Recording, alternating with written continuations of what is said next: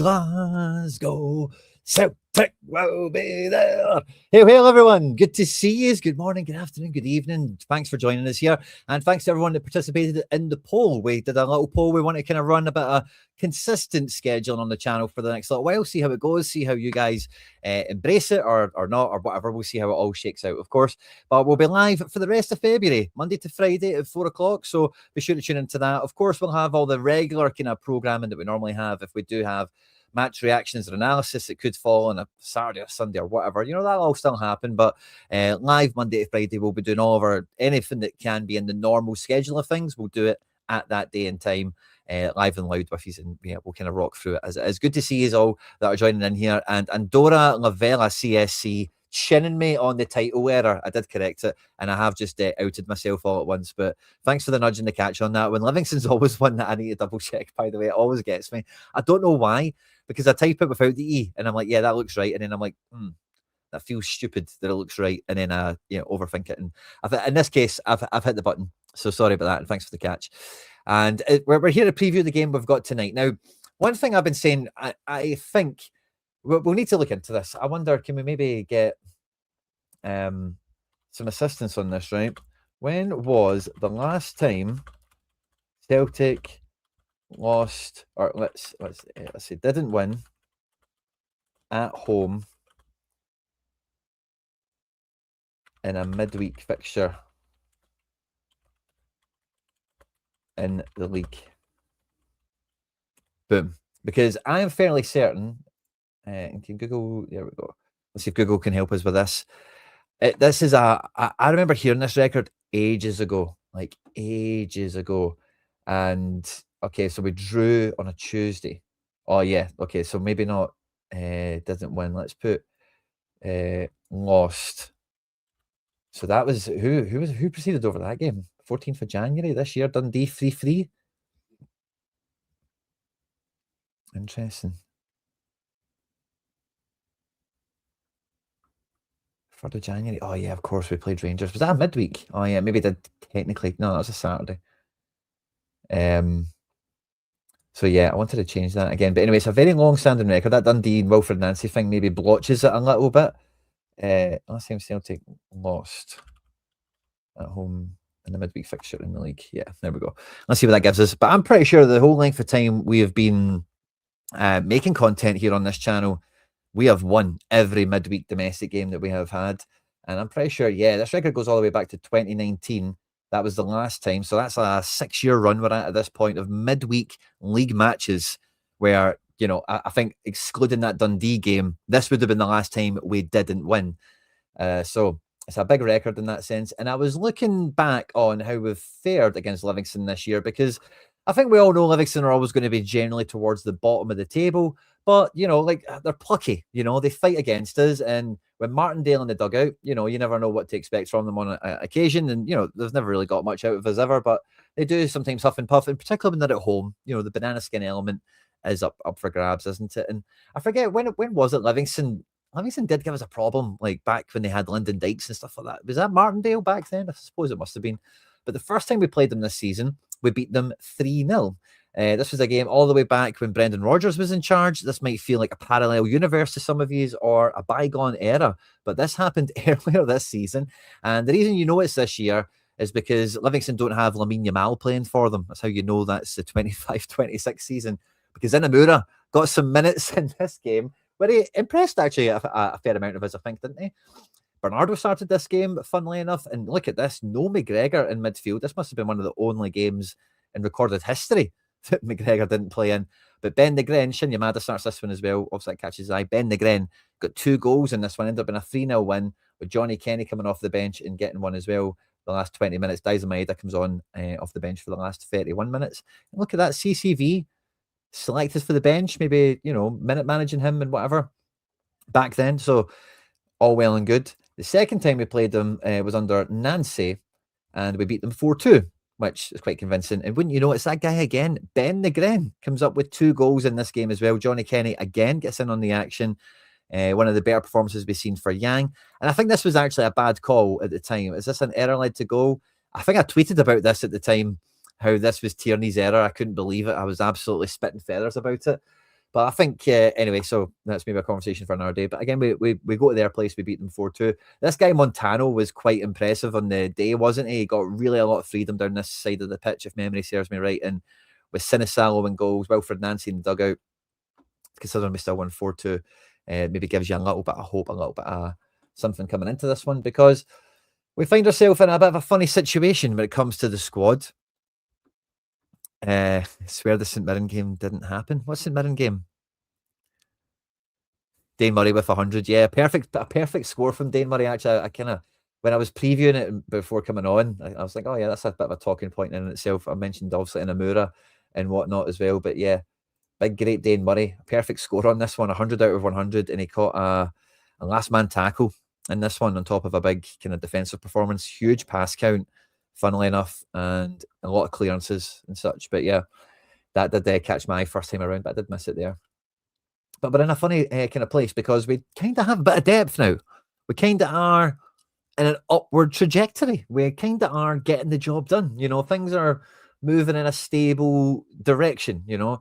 And I think, you know, if you think about those other two games against Livingston, yeah, Brendan Rodgers was in charge and whatever, and it was a different kind of time. But we did play Inamura and Yamada, Bernardo, you know, the team was, you know, and I think maybe, can we see when that fixture? Yeah, that fixture was actually right in between the Kairat matches as well. So that was like the eye of the storm of transfer business, internal tensions, and everything as well, because that doesn't take too long for the Hearts game. Then after, and I know this is a number of game weeks, but in Celtic's time against the calendar, this is like a week or something, you know what I mean? But maybe a month or so. But yeah, so that's an extra little bit of context there as well. But yeah, it feels like for the first time, or it's one of those better points in the season where everything is going in a nice direction. Let me go and get the league table up, because there has been some movement on that after the games we had last night. Hearts squeaking a 1-0 victory against Hibs, which I think was a big opportunity missed, sadly, for the pack, which is Rangers and us, sadly, the chasing pack, because Hibs is a derby. That's one of the teams that you can look at in the table and imagine they could get the job done against Hearts. They could help us out, sort of thing. Sadly, that wasn't the case. So Hearts now still sitting quite firm at the top, 26 games played, 57 points. We've also got 2 games on them and still to play them post-split and stuff like that. So it's still, you know, I found it funny. Brian Wilson characterised the league as still within our own hands, which is quite a generous way of looking at it, isn't it? It's factually correct, you know, but one of those ones where, yeah, well, we are on the up, and that is still the reality. You know, it is still technically in our own hands, as much of a reach as that one is. But as we come to look at the team, I think as we're going to scratch through it in a second, who we suspect is going to play, we'll have a look at the Livingston predicted team as well, and that kind of thing. But I think a lot of the team is going to, even despite the depth that now feels like we've got here, is probably going to quite pick itself. Sinisalo, it was good to see him play at the weekend, but I don't think, again, he's really done much to change the overall kind of view on him. Like, looks like a good number 2. Is he ready for number 1? I don't know. It's still jury's out, isn't it? You know, and what Celtic strategy will be for that come the summer will be interesting. I cannot imagine, although Dane Murray's performed very well against Livingston earlier this year, I can't imagine Murray or Arthur play this one. But in saying that, this feels like one of the fixtures that, if you were to look at the fixture tape, if you were to look at the calendar, right, and imagine you're Ben Arthur, you're Ben Arthur's agent, you're in talks with Celtic, and you're like, right, okay, we're going to come up the road. What games are we playing? Where do you see me being of use to the team? Is it just blindly coming in and like train as hard as you can, be better than trustier scales and you'll get time? Or is it we actually have no centre-back cover, and as you can see with the current fixture list, we are going to need someone to help with game A, B, and C. 1, 2, 3, 1 and 2, you know, however many. But there must have been some conversation of like what's on the agenda right now, where this, you know, where you fit into this, why he's coming up here, why he's got a bit of confidence he's going to come in and make an impact and show what he can do, and maybe earn a medal if the fairy tale was to be fulfilled, as it were. And if you were to do that, Livingston, Kilmarnock, these 2 games, one of them, you have to imagine Ben Arthur's been told you're in the frame to play. In the frame, I don't think you can guarantee these minutes, obviously, but you'd be in the frame to play one of these 2 matches. Could I imagine him playing a derby? Maybe the cup one, maybe. Hibs at home, perhaps, but not Aberdeen away. or you might need to do Aberdeen away while they away travel. In fact, that might be part of it. But in any case, I do think you're maybe looking at one of these two games. Livingston, Kilmarnock, can you take any of them lightly? I don't think Martin O'Neill will take any one of them lightly. But that being said, I just kind of want to say, like, Arthur, I think, has to be some of you have said already with when we discussed the transfer and everything around it. Like, he's not going to play. I think that's like that cannot be the case. You know, why is he's getting cup appearances for Brentford? They're having a good season. He could make his Premier League debut. He could get 2 Premier League appearances between now and the end of the season, for example. Why would they jeopardize that or walk away from that to sit on the bench all season for us? You know, you've got to imagine just adult conversations have been had. Araujo is going to keep his position at right back. I think we can all see that and agree that as well. And at left back, do you know, I'm actually kind of up in the air with this one. Martin O'Neill did confirm that Tierney broke a bone in his nose, but he didn't actually gain a concussion, which is good news. And Martin O'Neill's words were he wants to be available for the game. And Tierney could start this one. But again, thinking about that fixture pile up, squad management, minute management, this is the perfect time to not play Tierney in so many ways, you know, because Sirachi is coming back from fitness. You could start Sirachi in this game very, very feasibly and bring Tierney off the bench at your discretion, you know, whenever Sirachi does hit the wall or whenever he's maybe picks up a book, you know, wherever the criteria you want to run with could be. The opposite, you could still run, of course. I think you could start Tierney. He's been a big, big part of the team. It's been very important, one of the standouts. But, you know, it's funny. He has been a standout on production. If you actually look at what's happened, when it happened, and who done it, Tierney has been wildly influential for us.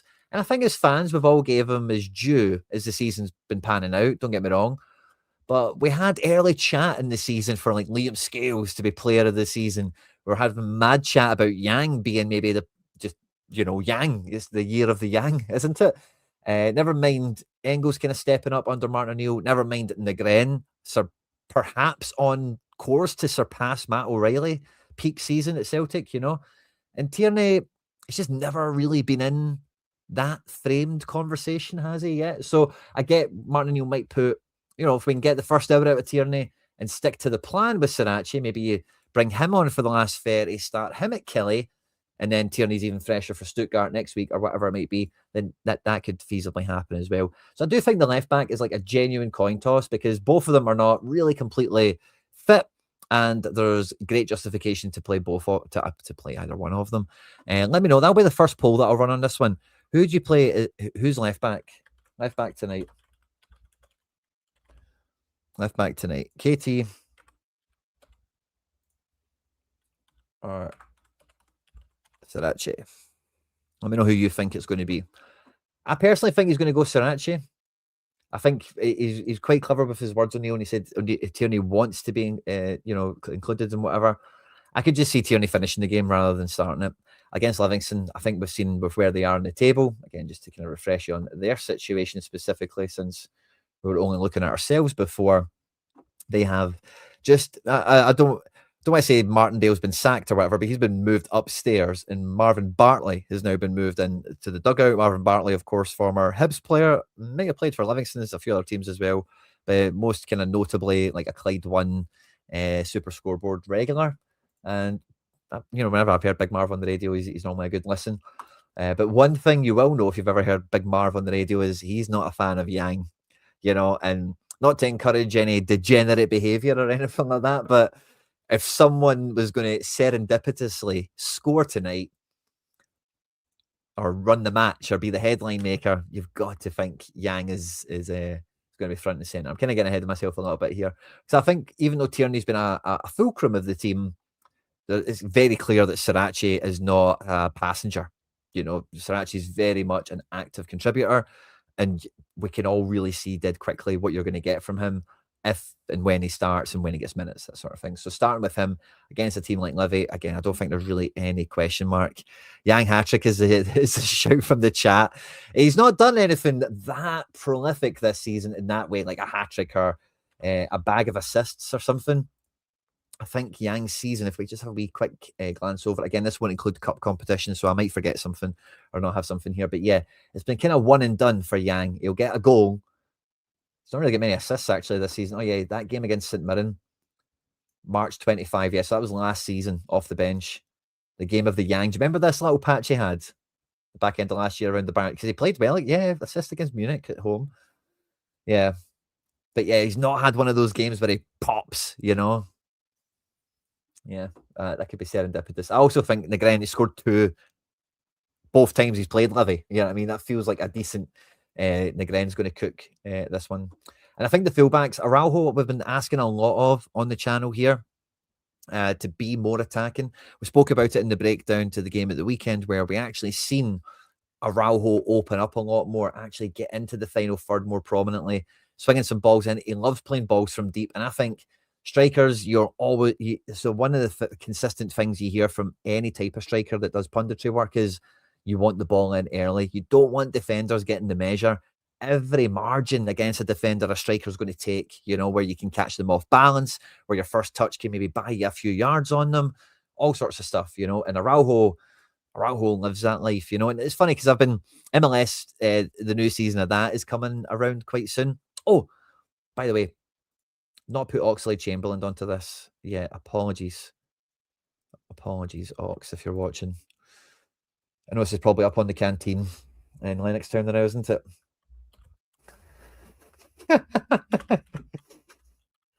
Imagine.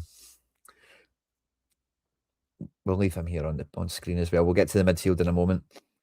But I watched, and again, just getting back into a little bit of MLS head because I've just got some stuff going on away from this channel that just requires me to do that. You know, I was getting kind of little deja vus of Julian Araujo when he was in MLS. And again, I want to see more in attacking, you know. I want to see more in the final third. He's really got it. It's something that should, and again, we've been very impressed with everything he's doing. And I'm not saying we've not been impressed with his attacking output. I think we've seen that there's production to be got there, but we've not really kind of had it quite yet. You know, again, with those early balls, some of the crosses, some of the positions he takes up, the support he gives wingers with underlapping and overlapping. But this is a game where Livy will give away a lot of possession and a lot of territory on the pitch. And Sarache, similar to Araujo, that could be like a really strong like pincer of death, you know, from the fullback positions, given Trusty and Scales cigar time. And again, if it is Trusty and Scales cigar time, do you give those minutes to a Ben Arthur maybe? You know, that's kind of coming back into my thinking now as we're talking. Let me catch up with the poll. What do you guys think? 87% of you so far are going with Marcelo Sarache. I'll leave the poll. It's been running for 4 minutes. We'll give it to like 7 minutes. And then we'll maybe turn and burn that into the next position we get to. But I do think whether it is Sarache or Tierney, the point still stands. But I think the catalyst for feeling that in the game is going to be a good contribution from Araujo down the right-hand side here, getting a lot further forward. And, you know, looking at the previous Livingston match, which Yank scored in, actually, funnily enough, it was the boy Montano. It was the left-back who was actually one of their main routes to goal, one of their main danger men from that left-back position. He wasn't getting marked, and he was coming up the pitch, you know, kind of in acres of space. Yang obviously had to track him. Ralston did okay in moments. I can't remember. I've not looked at the highlights, but this guy got tons of yardage. I think Ralston was at fault for maybe one of them, perhaps. I know Tierney got an error led to go, but besides the point anyway. So not to be like, we might be, I don't want to say conservative, you know, but mindful of the goal threat that their left-hand side might give, especially if they do kind of, I don't want to say cheat, you know, but cheat is what I mean in the sense of like the football sense, you know, something I kind of call for, you know. I think in terms of when you're watching a match, when you're in the middle of a match, what you want to see from any team is get your best players together on the pitch and force it, you know what I mean? Cheat. Just put them together, put them on the ball, and then make it happen. And Livy, you know, again, they might just lean left to play this guy left back, Stevie May in front of him. The boy Yenge will peel into those types of pockets if he's on to play, etc. So yeah, maybe Araujo has more defensive work off the ball. Maybe needs to worry about running back the way against a team like Livy because of the side of the pitch that they want to run down, and that might just open up the left-hand side a lot more. But yeah, I think personally it will be Sarache. I was really struggling with this one when it came to hit my own fantasy teams for the weekend, and I just stayed away from the left-back position ultimately because it is a real coin tosser. We're just about, I'll end the poll there. 89% of you think it's going to be Marcelo Sarache tonight, so we'll leave him in on screen. Now, when we get to the midfield, normally, or not normally, well, we know McGregor's starting, right? So we can just kind of say that. Bernardo's not going to start. We can say that as well quite easily, can't we? McKevin's not going to start. We can agree with that as well quite quite quickly up from the off, right? Now, Engels didn't feature in the matchday squad at all at the weekend.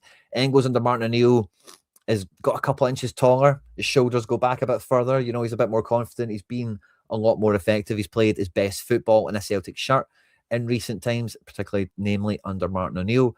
And it feels like he could just slide right back into the team. But again, I do point to the fixture list that we have had to this point and we have upcoming. And I think there's a lot of logic and there's a lot of merit into something that we've seen under Brendan Rodgers. I don't think Ange was really a big fan of, or a big proponent of this.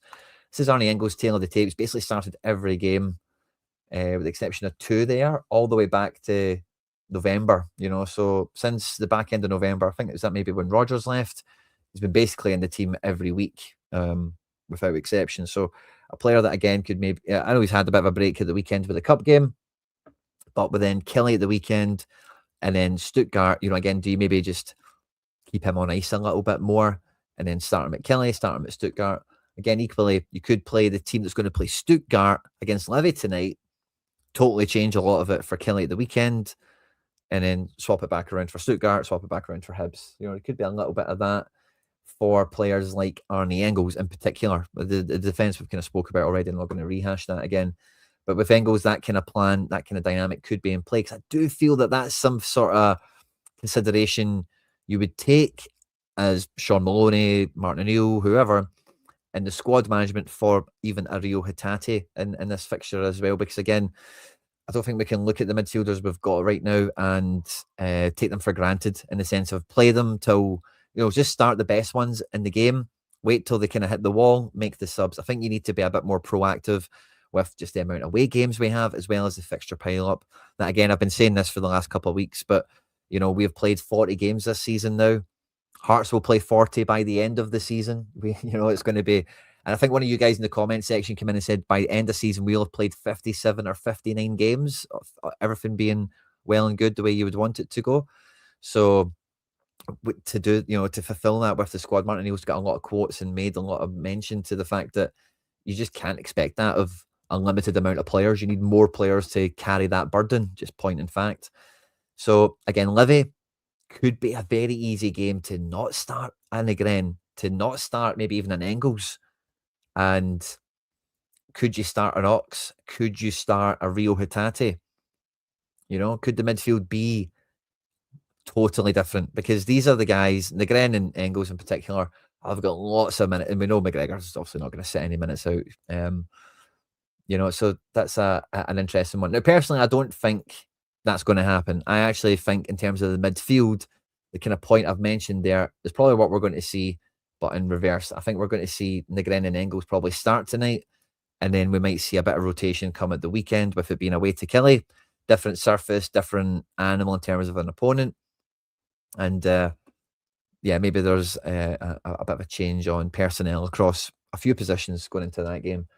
Whereas I think Martin O'Neill and just sports science and all that kind of stuff is probably going to lean towards start the midfield three that you want to play against Stuttgart, against Livingston.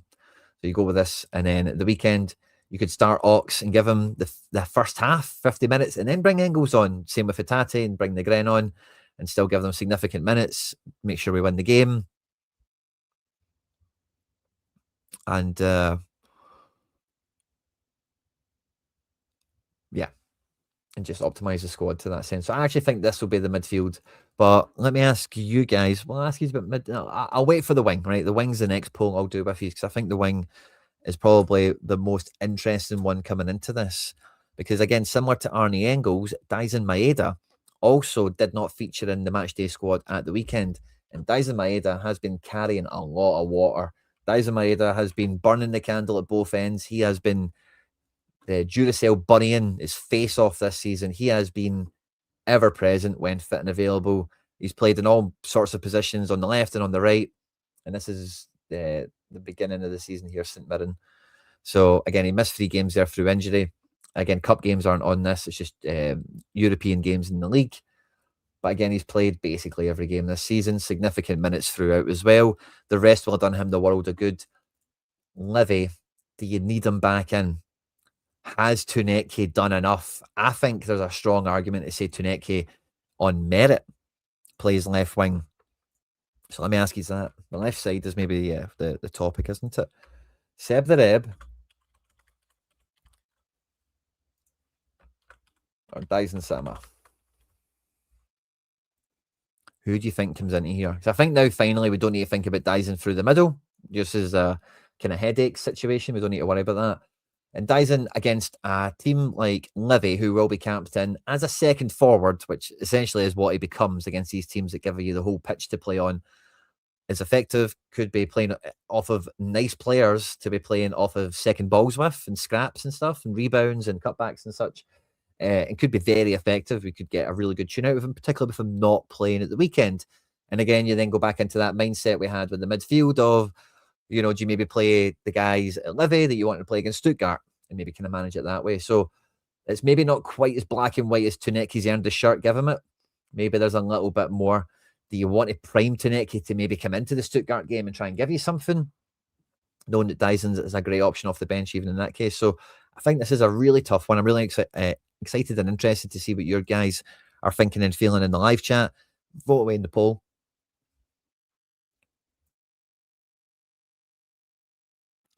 And we'll see what you think for that one, because I don't think the right wing is as much of an issue, to be honest with you, while you guys are chatting on the left wing and getting and voting in the poll. If you've not done so already, by the way, please do smash the like button. It goes a long way to supporting the channel, supporting the stream we're doing tonight as well. YouTube, you'll just see how many of you are in the chat chatting away, and how many of you hit the like button, and then YouTube goes, those guys are having a good time. Let's go and find some more jungle gyms to hang out with them, and they'll just put the stream on more people's YouTubes and their phones, and maybe we get some more jungle gyms to come in and vote on the poll and populate our opinion, of what we think the team is going to be tonight. So Dyson and Tuneke is a real, it's a tough one to call. There's a few angles to think of, a few prisms to put it against, perhaps.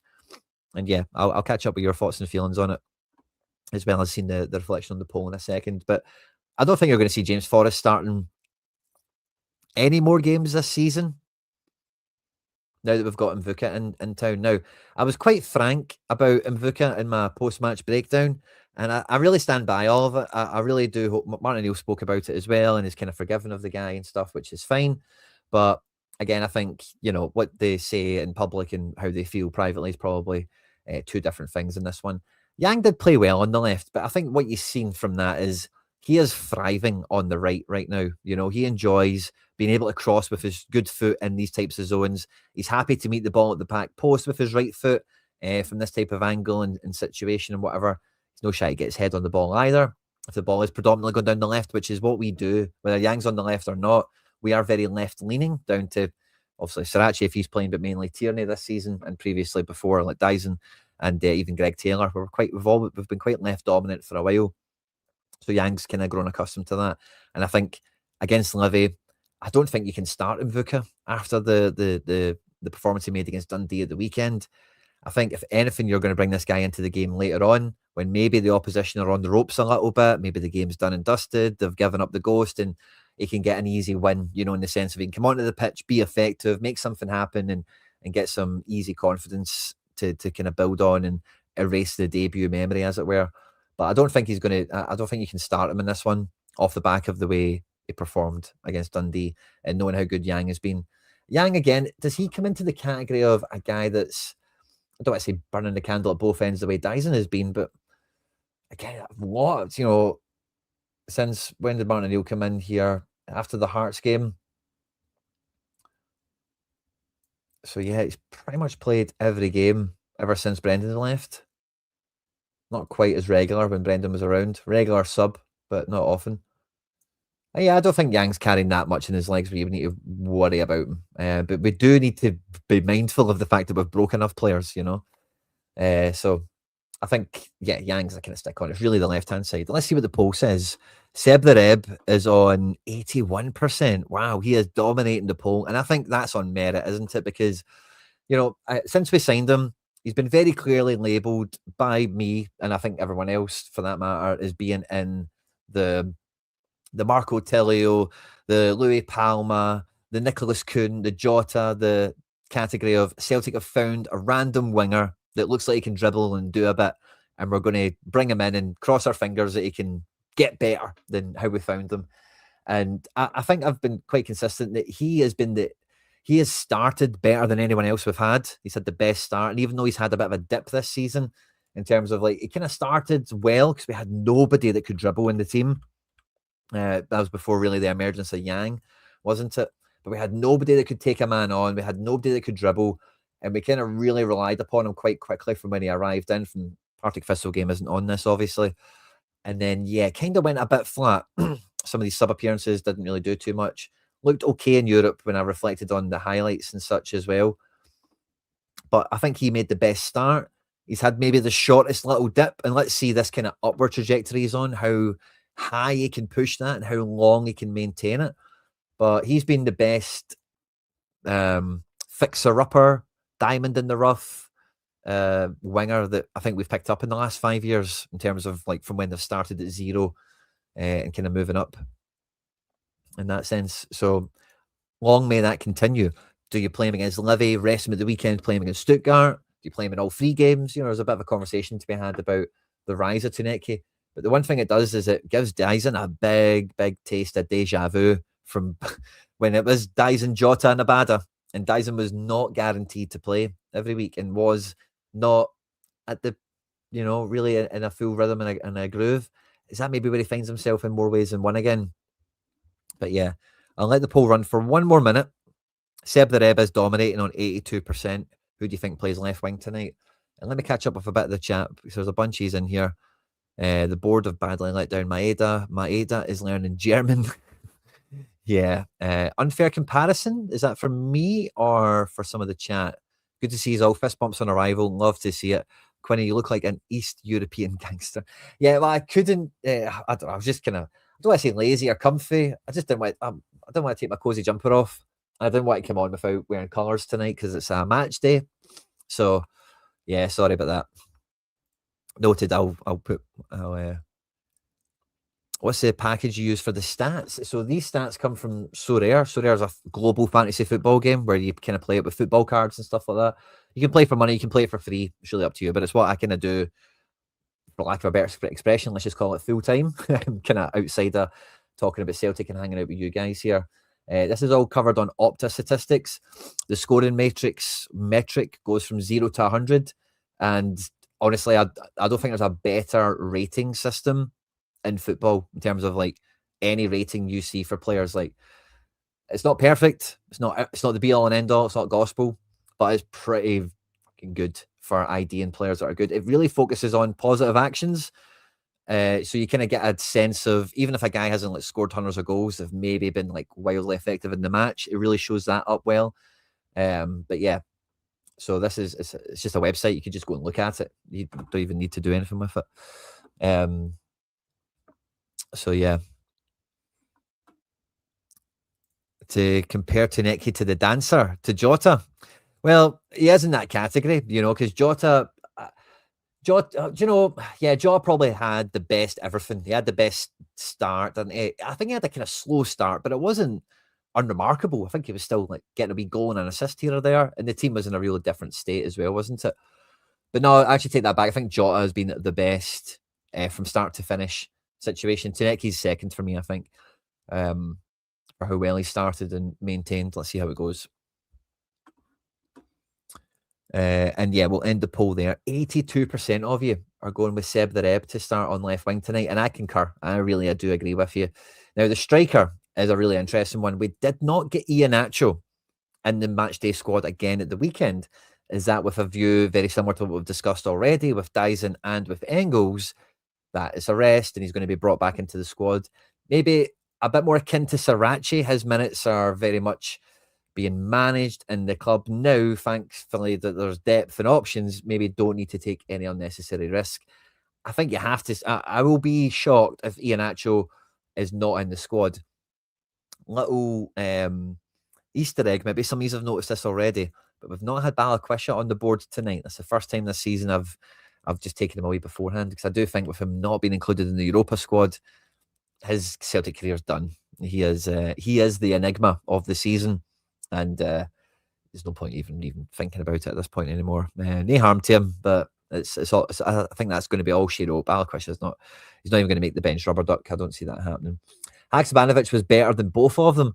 Now, I was a big Haksabanovic believer, or wisher. I really wanted him to do well. I liked he had a bit of attitude. I like guys that have got a bit of personality, a bit of swagger, and he had a bit of swaz, didn't he, for smacking the ball about. But I don't think he ever really got that great of a groove going. He had like a flash here, a flash there, but I don't think he ever really got going. But yeah, he was a fun guy. I liked him. But striker, could you see Iheanacho coming straight in to start this one? I don't think it can be totally ruled out. I don't think it's likely. The way that Chanchara's been selected as starter and not really put a foot wrong. I think he was quite effective again at the weekend with the sparing pieces of play he was involved in. Adamu does look really sprightly, doesn't he?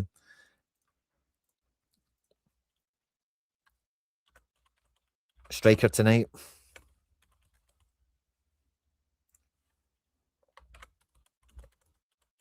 Iheanacho. Junior. A big time. Who do you think is going to start up front? I can see Chanchara just retaining the jersey on not failing to this point, and I'm not trying to demean how he's done so far, but I think Adamu I think the way he covered a bit of ground, obviously his goal is lovely, some of the energy he gave, it was, the game state is kind of hard to judge, isn't it? Because again, this Chanchara kind of done a bit of the roughing up for him to then kind of sweep up the game later with, you could say maybe. So Adamu maybe looks like, I can imagine that, I've said that enough times. Adamu's the one I've got a lot of hope and faith in. Can be a hero this year. Can be the guy that turns the tide for us. I was just trying to think there when I mentioned hero and stuff like we did. Yeah, we discussed Ox, didn't we? Yeah, we did. Excuse me. But yeah, I've got a lot of faith in the big number 9 being one of the ones that comes good. And again, if he was to start, would it be a big surprise? Now, there is always the left field situation where maybe Chanchara or Adamu could be in one of these wide forward positions, and maybe Yang gets a wee break. He's on the bench. Maybe it is maybe it's Tuneki and Adamu out wide with Big Tam up front. Could there be something wacky like that, perhaps? Iheanacho off the bench. You get Yang off the bench for wing, then later on, off the ball, you could maybe kind of flate into a wee bit of a 4-4-2 thing, the way we like to do. I can see a bit of that. I could see a bit of that happening for sure. Against Livy, it's not a bad team to go. I think this is more a situation Martin O'Neill will present to us from the bench. I don't think this is something he'll start a game with. I think this is a ace up your sleeve type move. I think he might try and go for how you can get more strikers into the game a bit easier, perhaps later on. So I don't know. I think if we're to try and go with a safe prediction, you're going to pick Big Tam because he's been starting. He's not failed. Why would you drop him? Again, is there a bit of the thinking of who you want to play against Stuttgart plays this one? All 3 of these guys are in the Europa League squad as well. Got to imagine they've been selected into the squad with the view of the 2 Stuttgart games and featuring in them to some extent. Big Tam and Adamu are coming out of the Bundesliga, so they're not going to be scared of Alexander Nubel and Chabot and these other guys that they've got in defence. They'll be up for it. They'll be like, I've got the measure of this guy. I can beat that guy for pace. I can beat him in the air. They'll be confident. So is there a bit of prep for that and getting both of them into the team somehow? It's a nice little kind of one to sit on between now and when the team sheets come in. A lot of you guys are saying you'd love to see the 2 strikers play in some way, shape, or form tonight. Because again, whether it's Negren or this could even be Hatate, could even be McCowan, could do some interesting things here where, again, like you do just play that kind of 4-4-2 off the ball. How often are we going to be off the ball in this game anyway? We're probably going to get 89% possession.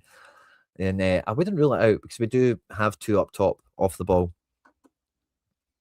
The options compared to before January is drastic when it was just Kenny and Maeda. Michael, you can say that again, by the way. And I think, again, I'm not happy with the strategy the club has adopted. I think it's still a high-risk policy that we've taken this January window. I do like in isolation, individually, basically everyone, except for And Vuka, I'm real jury's out on, and Ben Arthur, I've got no harm to. I really hope he can be something, obviously, like we've mentioned, but I just think rookie defender is a big gamble, and I just don't agree with the club's measure of the situation we're in, where they think that is adequate, So, not to say he can't do the job, and he won't be fine, and not to bring him into the conversation because there's not really much about him, but Chvanchara, good prospect. Adamu, good prospect. They got good pedigrees individually. And Chvanchara maybe being the tearaway that could be reformed versus Adamu, who was like a bit of a, don't want to say a prodigy, he maybe wasn't quite ever that well thought of in European youth football circles or whatever, but certainly a high level talent, regardless, that maybe just found their ceiling a bit too early and maybe just need that step back, one step back to take two steps forward in their career type situation. So I think between the two of them, like the chances of one of them being like a hero for us is quite good, two different kind of guys as well. And, you take your chances there, law of averages between the three of the guys. We zoom out a bit more. One of them is going to do the damage for us in this system. And can you get two of them onto the pitch is a great thing to think about. Quinny, we've been about 40% off the ball in most games recently. Yeah, fair enough, right? That Martindale turns the ball over more. We go back to front a bit quicker.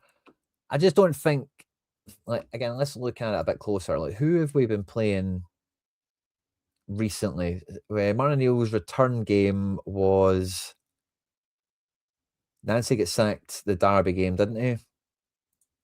What's that? Oh, yeah, international. Yeah, so was it Dundee United his first game back? So again, Dundee United, I've got let's look at the Dundee United stats, because Jim Goodwin, I would say, is kind of, I don't want to say anti-football, but I would say similar to what we're going to see tonight, where Jim Goodwin very much sets up to like kill the first half, and can you get into the second half and try and squeak something out? So can we go back to that Dundee United game after the Rangers? Yeah, this one here. So let's see stats. First half, 84% possession. Yeah. Against a team like this is the way it will go. Second half, maybe a bit less. I think that kind of paints into what we're chatting about. If we look at maybe, again, in recent times, because we had a wee scroll back there, but Falkirk played different football. I think you can agree with me there.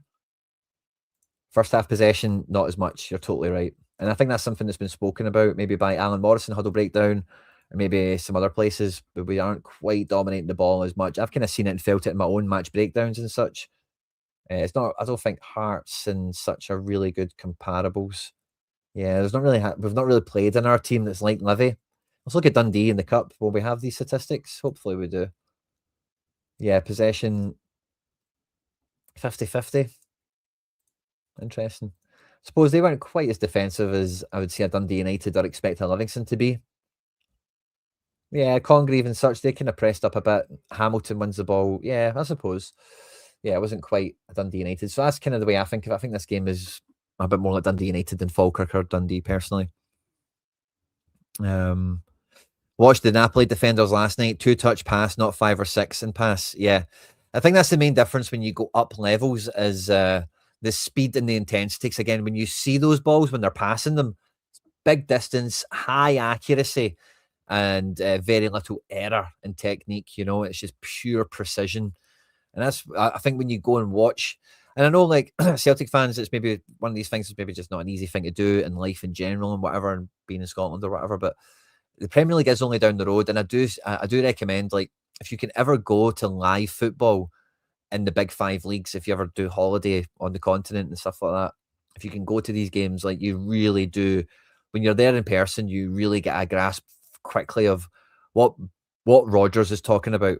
When he's talking about elite physicality and execution and whatever, you really get a good taste of it when you see it live. You really just try and put yourself on the pitch and imagine players that you've seen, maybe Celtic players and stuff like that. But if you ever go to local football as well, or lower like tier League 1, League 2 stuff, Lowland League or whatever, football's an interesting thing to see at scale, really feel it at grassroots level, and go and see the difference at that kind of elite end.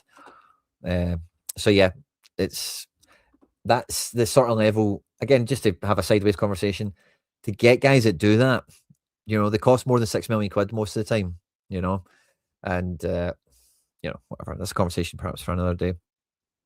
Newcastle precision last night. Yeah, Newcastle are a good watch. I went and seen Newcastle at home to Man United a year or two ago, and that's probably the best atmosphere in the UK. Yeah, definitely in the UK outside of Celtic Park I've ever been at. Easily, and it was brilliant. Man United away fans were good as well, and they were in like Newcastle give them a really crap place. This is like up in the top tier, away at the back and stuff. So yeah, Newcastle's good if you can go there. It's not too far away. Getting the tickets and the cost of them's the hurdle and the obstacle, isn't it? Let's see what you guys think in the chat now. For the striker, it's a little bit more split. Iheanacho is very low down in the expectations from you guys, and I kind of get that. I think it's the most outfield selection, but it's actually Big Tam is one in it here. A lot of you guys think Big Tam keeps the shirt here. He's not done anything to lose it, and I kind of find it hard to go against that. The one thing I can't really shake is I can see, like, if we do play Adamu, if we play Negren, you can even put Tierney into this conversation. I could see the Stuttgart team playing tonight. I could see that. And do you register, do you want Adamu to run at Stuttgart? Does Martin Neal try and keep the ace up his sleeve in that kind of sense as well? Maybe not reveal the Stuttgart team until Stuttgart, and play something totally unexpected or different. I wouldn't rule it out. Yeah, fair enough. Yeah, that kind of that saddened me. I did see that as well, to be honest with you. I do think all English clubs, but do have that, for lack of a better expression, like British monarchy element to them. Because it's England. There's just people there that believe in all that stuff and like it and whatever. Does Quinny think the former Spurs manager Thomas Frank would be a good shout to manage after Martin O'Neill? Nah, I really don't like Thomas Frank, to be honest with you. I kind of did think with all this, it just felt like it was going to be a bad appointment. And yeah, there's a lot of bias there because we all love Ange up here, but the guy's too much of a dweeb, And I think if you're going to be like a dweeb like Thomas Frank, then you need to be one of two things. You need to either be like Rain Man in terms of like level of detail and precision and how impressive that you come across to the players as being. I'm hearing a lot of stuff as well. It's just Twitter gossip, so take it with a pinch of salt. But like, he lost a lot of the players. Like, a lot of players thought he was a tube, the way he went about training and the way he kind of spoke and stuff like that. And I think if you're going to be the type of guy he is, you need to really, you can't lose them on the way you talk and stuff like that, number one. And I think number two, the other way you go with it is you have to be quite magnanimous. I don't want to quite say like Jose Mourinho, because I think Jose Mourinho is a bit of a different kettle of fish by the time he comes to England, because he's already won a European Cup. Whereas with Thomas Frank, he's obviously not got that kind of CV to back him up. But I think you need to be very ruthless. And if you do lose players, patch them. And he seems too much of a guy that will try and make peace and try and find middle ground. And, oh, you're a human, I'm a human, and like sometimes that's just not appropriate and doesn't really help anything. Liquidated beggars, are you Thomas Frank?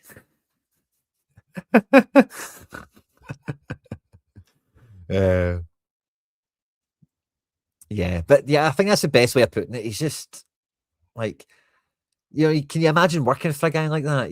They have to be, and again, you just put yourself in that situation. Imagine whatever your job is, a guy like that was your manager telling you how to do your job and putting expectations on you, trying to coach you to improve and stuff like that. They have to be like, they have to know everything. They have to have like that, I think, Rain Man level intelligence, expertise, or clarity on what's going on, or they need to be like cutthroat with, people that don't fall in line because they don't have the ability to get people back on side or whatever. So again, a bit of a sideways move there.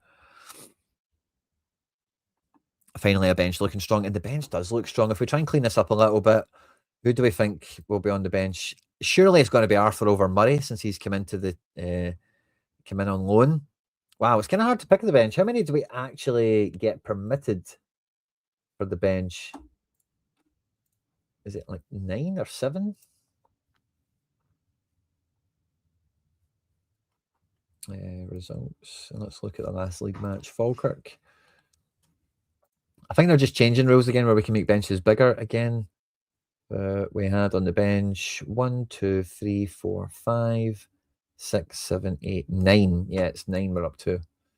So let's see. We've got 9 for the bench. 1, 2, 3, 4, 5, 6, 7, 8, and then 9. Oh, Jesus. And Vuka, yeah. So that means missing out.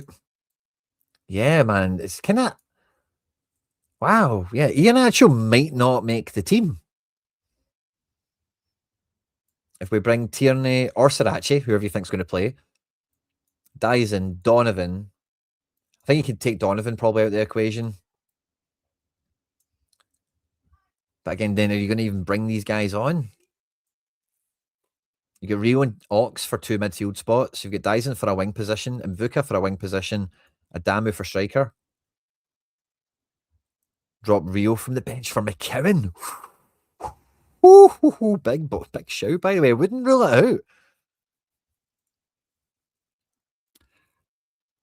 Do you know, Kev here, Quinny, you can't help yourself. Rio's done.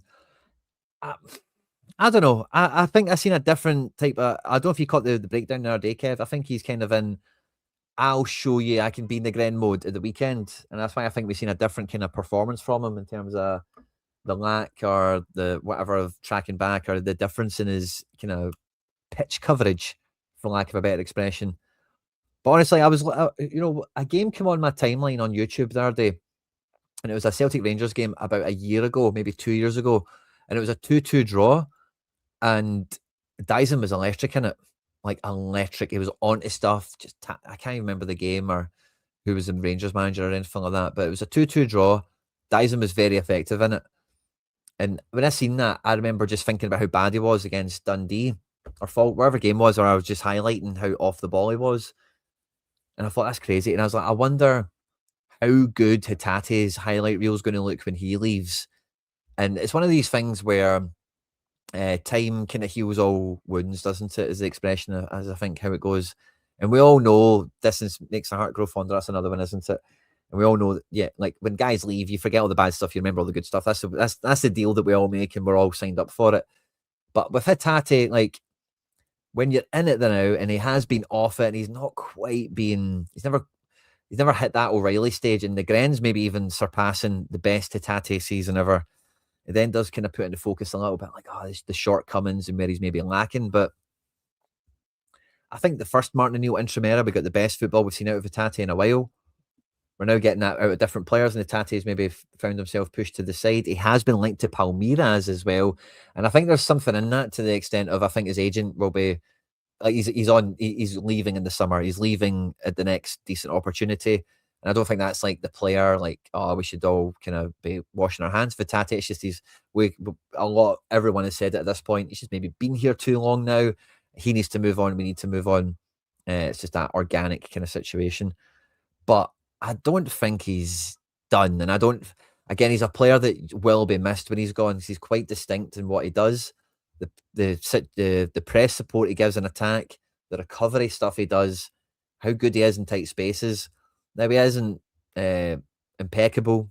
He can be profligate, but I don't know. Be careful what you wish for with Hatate, I think is the way I would put it. Even when the whole team is playing garbage, Hatate is the only one to get criticised. Yeah, I do think there's a bit of that. Might see McGregor, Ox, and Rio, says Declan McAnally. I can see that. He's really strong for a wee guy, says Paul Adams. I'm with you there too. Some of Hatate's performances in Champions League last year were amazing, incredible at his peak, but his cycle has come to an end, says Illustrious 4499. Yeah, I think that's the kind of consensus where he's maybe just done his time. But again, there's been a lot of Henrik Larsson chat in the ether. I was chatting to Paul John, obviously he was in Sweden meeting the king himself. We had a lot of Jordan Larsson chat through January, didn't we? Larsson had 7 years, and Larsson's he's not anywhere near the same or whatever. But Hatate, again, see when you see the Palmeiras thing, Hatate is kind of on the record as saying already he values his career on his ability to win medals. And Hatate has won the league every year. He's been here. He won the league in Japan 2 years in a row before we signed him. Hatate is like a serial winner. And again, like, if he can break through this little glass ceiling that he's kind of found himself at for the last year or two, it's felt like on and off under different managers, different situations in the squad and whatever. I just don't close the door on him being brilliant because he's done a lot of great stuff. It's not really cost as much in the sense of like, I know we had that red card in Bologna and that was a real mark on his account, but I don't know if he's had many other situations like that, but he's like let us down, he's screwed it up, you know. Quinny, what do you make of us starting with a 4-4-2? Adama and Chvanchara up top. I think it could work, Jay Celtic. We actually spent a little bit of time earlier in the stream discussing that in a bit more detail because with the wings, they're really hard to call. They are really hard to call. And we do play off the ball in a 4-4-2. And yeah, I could very easily see like Taneki falling back in. You could see Negren. And then rather than starting Yang, maybe give Yang the rest, you start Adamu to play off the wing or up front, or you could even be asking Chvanchara to be playing off the wing and then joining up front, depending on how you want to formulate the front three and then how you really want to address defensive coverage. Because one of them will need to come back a bit compared to the other one, you know, just the way it will go. In case if Negren's found himself over here, then this player will need to drop in, and then Negren will be the 4-4-2 element, like is more familiar to us. But maybe the way we want to go is more often than not, Negren will drop in, and you leave the two strikers up there. And then if we do play long or a bit more direct, it's Sutton and Hartson time. You know, I like the thought of it. I like it'd be a good opponent to try it against as well. And could that be a precursor to Stuttgart? It could be, by the way. So I do like the thoughts and feelings of it. The chat voted for Big Tam is most likely to start. The chat voted for Taneki, Seb the Reb, and Sarachi. But I think all three of these positions are the ones that are the most tenuous. I wouldn't rule out like some of the wacky kind of things that we've mentioned already. Like maybe you do rotate a bit more today and you maybe play a stronger team at the weekend. Away to Kelly is a tougher test than at home to Livy. So there's a few strategies a few angles you could take to this game. It'll be really interesting to see how the game goes tonight. I think really no matter what any of the combinations that we've looked at end up being the case, we've scored, I think, we scored 4 the last time we played them. We beat them 4-2, didn't we? It was easier with Negren because he scored goals against them. Let me go back to Negren. It'll be easier to find. But I don't think it's out. I don't think it's out the equation. I don't think it's being optimistic or being green tinted glasses or whatever you want to think of it as, to say that yeah, under Brendan Rodgers at home we beat them by 3, and with Wilfred Nancy must have been away from home. Yeah, we beat them 4-2. I don't think it's a stretch to say that we score 3 or 4 tonight at all. Do they score a goal? I'm not too sure. I'm not too sure. If we're going to have a look at the Livingston predicted lineup that I've got over here, Scott Arfield is scheduled to play in midfield. Robbie Muirfield up front. Stevie May, Lewis Smith in the wide areas. Silla and Tate in the engine room. And in the back 4, Finlayson, Fati, Cabangolo and McGowan in front of Jerome Pryor. And this Jerome Pryor looks like he likes diving about. You know, he likes making some saves and stuff. But can, like, Stevie May and Scott Arfield, Pittman off the bench, like, I don't see this team scoring because they're going to need, excuse me, their main routes to goal is going to be counter-attack and set pieces. I don't think, unless they start that Montano guy, I don't know enough of their squad to talk on it much more than what I've seen before. I don't see, maybe this Fatty guy is lightning. But if they do start the likes of Arfield and everyone else we just seen there, I don't think they've got enough pace. We know Silla's a very deep player. Tate can be a bit more dynamic and get across the pitch a bit more. But I don't see them counter-attacking us. So I think their main route to goal is going to be set pieces. And I'm not too sure where they're going to get set pieces geographically on the pitch. Like, where are we going to be fouling them? Maybe in and around the halfway line. Maybe up in this type of area here when we lose the ball. So other than maybe, again, if we look at that Dundee match we've seen before. Like, let's look at Dundee. Can we see how many free kicks and set pieces they got? I would think that would be my Dundee United, I meant to say, sorry. I think I would have a similar expectation. Now, again, different opponents and whatever, but can we see they had 3 corners in the game? 3 corners, 9 touches in the box. Again, this is the sort of thing. 12 free kicks. Some of them would have been from offsides. Yeah, expected assists. There's not really too much. Again, I don't think Livingston have got much of a route to go in the match, really, to be honest with you. And I know they scored 2 against Nancy Ball, but yeah, I just don't see it. So yeah, I'm going to go with 4-0. No, do you know what? Do you know what? Oh my God. Big Ange is on the overlap tomorrow. Oh, you know he's been paid big money for that, by the way. Oh, that's going to be absolute cinema. Oh, I hope he tells us some good stuff, man. Love it. Love it. Okay. So I'm gonna put it on the line.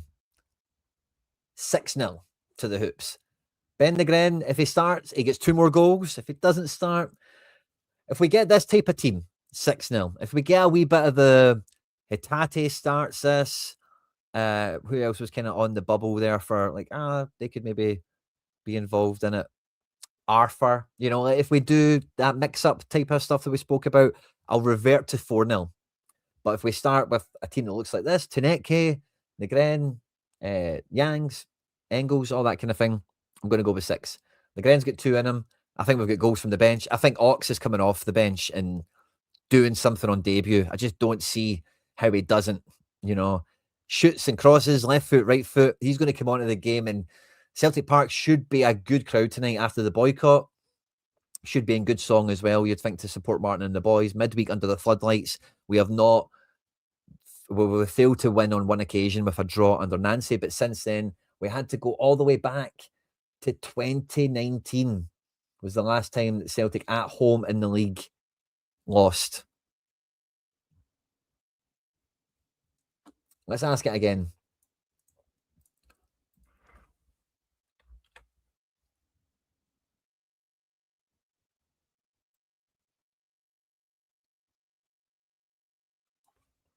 How many times... Oh, sugar. How many times has Celtic failed to win a midweek fixture in the league in the last 10 years? Let's see if that helps us with what the statistic is I was trying to find before. 21. Okay. That's the Nancy draw. Away. No, that's away. We don't want away. Home matches.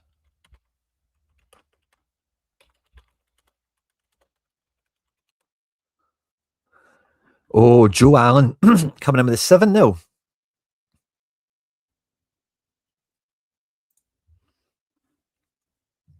Oh, yeah, somebody in the chat caught me. That was from last year. The 3-3 draw. I beg your pardon. I don't know why I came into my head. I know Nancy didn't draw any games. They won 2 and lost the rest. But yeah, 2021 we drew with Livingston. But yeah, the last time we lost. Yeah, that's it since 2016. Wow. And then so last 20 years.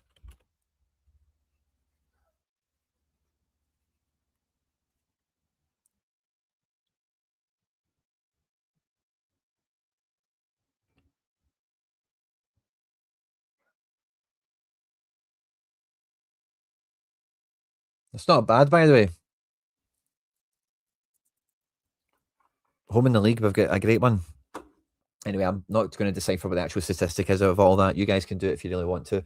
Thanks to everyone that's tuned in, by the way. The 4 o'clock show has been a good bit of fun today. We've managed to preview the team quite nicely. And yeah, I think we've got goals from the bench. Ox is going to do something, you know it. Adamus, Dysons, I'm even going to say his name again, Rio Hitate. There's a lot of guys coming into the game with something to give us. And yeah, I think if this team starts, I'm expecting big performance from fullbacks, that kind of double pincer movement we mentioned at the beginning of the show. The wingers are on really good fettle right now. Negren is cooking. Negren is cooking. And between the strikers we've got starting and coming off the bench, they're all hungry to feed. And Negren is cooking up a storm in the kitchen, you know. Add in the likes of McGregor and Engels to get off the leash. This is one-way traffic tonight. I can feel it. If you're going to the game, travel safe, have fun. If you've watched this after we've been live, leave your receipts on the internet. If you're watching live anyway, The comment section will open up when we end the show. Leave your receipts on the internet there. I want to see score predictions, man of the match shouts. Who will be the headline maker? Headline maker has to be Youngster against Marvin Bartley. You've got to feel what's the score prediction going to be, all that good stuff. We'll be back tomorrow. We'll be breaking down the game as it is that we see it tonight. And we'll pick up with some of your predictions that we get from the comment section as well. Like I mentioned, if you're going to the game, travel well, have a good time, stay out of trouble, of course. Thanks everyone that's tuned in. Please do like and subscribe to the channel. Really means a lot. If you've been here live and loud, it means a lot. Thank you very much. Smash the like button. Enjoy the rest of your night. Won the hoops.